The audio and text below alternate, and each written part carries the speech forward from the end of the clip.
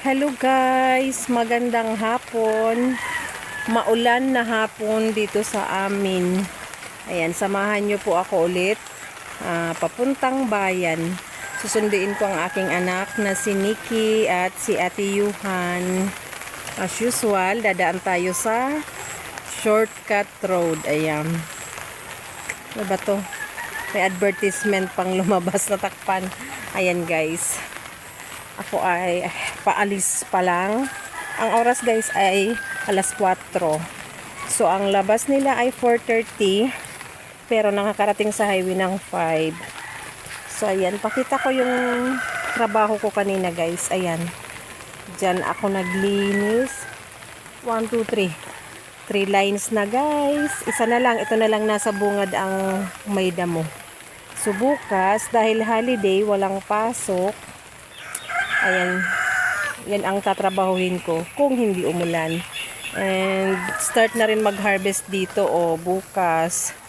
Sana ngayong gabi lang yung hanggang gabi lang yung ulan. Then umaga, sana hindi na umulan kasi kung mapapansin nyo guys, ang aking sitaw ay mau-oversize na. Ayan.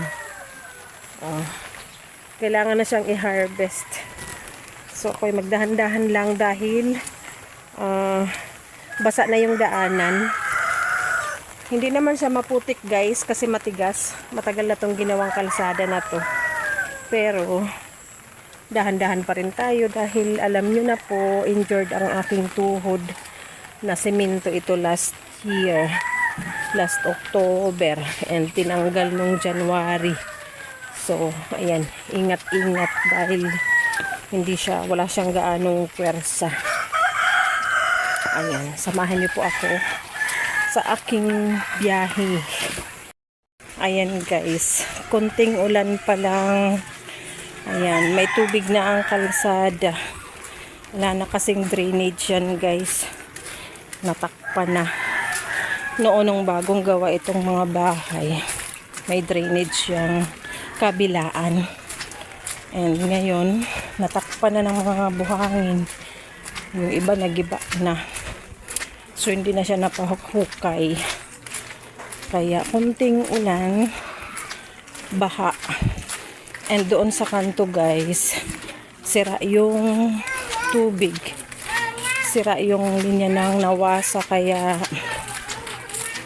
laging may tubig sa kanto.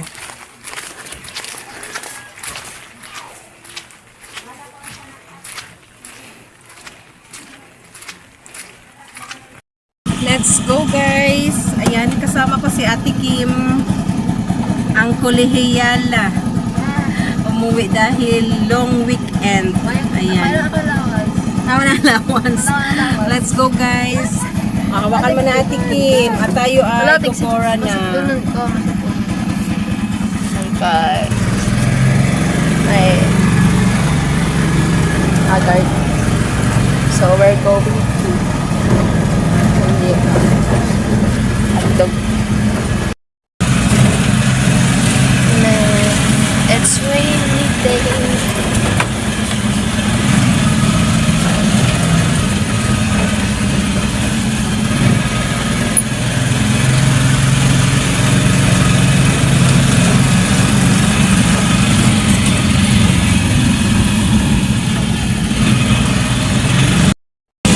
So ngayon, uwian na po.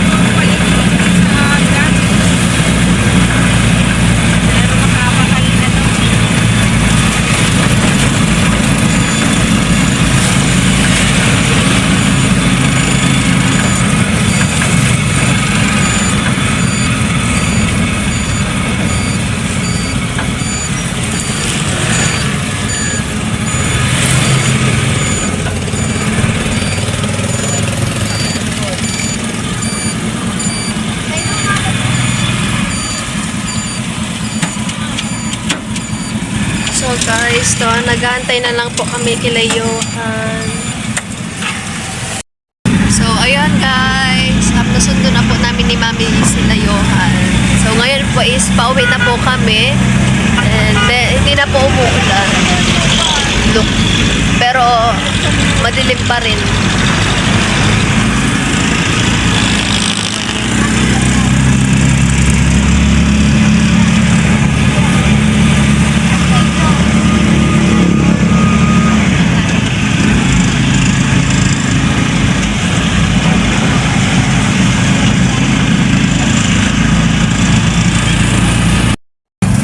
May ano, check mo na lang yung ano mo, yung notification mamaya.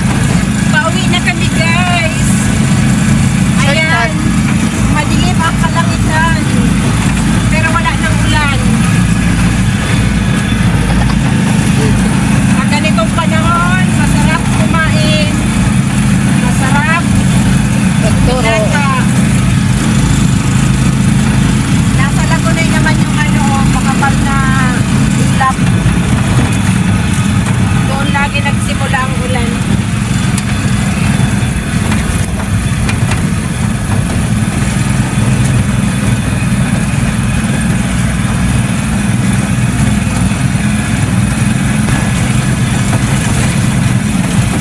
Hanggang doon sa landmark.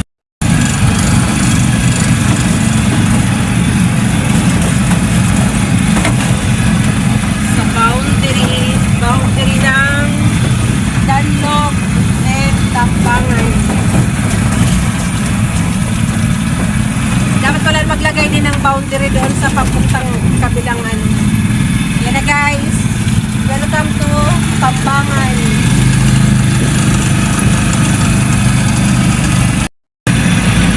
Ayan, ulan na guys. Isa nang umangkot dito. Salubong na natin yung ulan.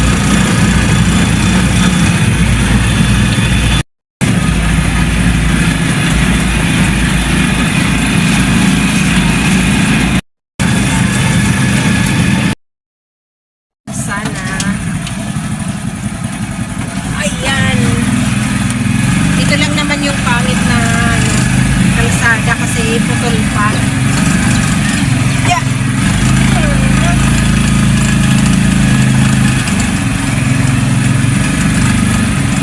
Diba?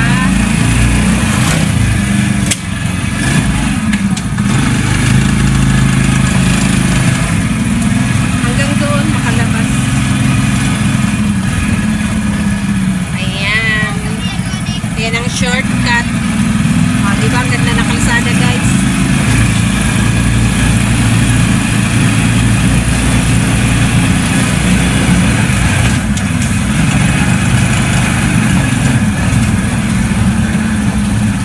Palikog-likog lang. Pero nakatipid tayo sa oras at gasolina. Yan. Ah.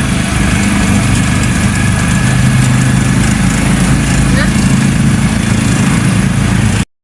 Ayan guys, bahay na kami. Huling-huling bumahing. Tara natin ki. Bitbitan na itong gamit. Akin na yung payong natin king isa. O tara na. Tigambahin natin Nikki. Choy, laog na Choy. Ayan, maglakad na lang kami guys. Iniwan ko na yung tricycle doon. Kasi walang parking doon sa may sa amin.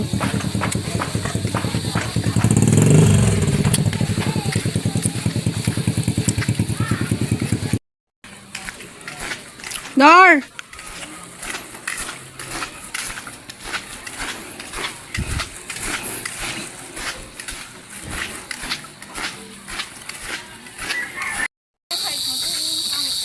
Angay ko 144. We're back guys. Ayan, sumama na si kuya at dito na daw siya. Kakain ng dinner. Dito kasi sila ni Papa natutulog pag wala si Kuya Kiano. Ayan guys, thank you for watching guys. Bye bye.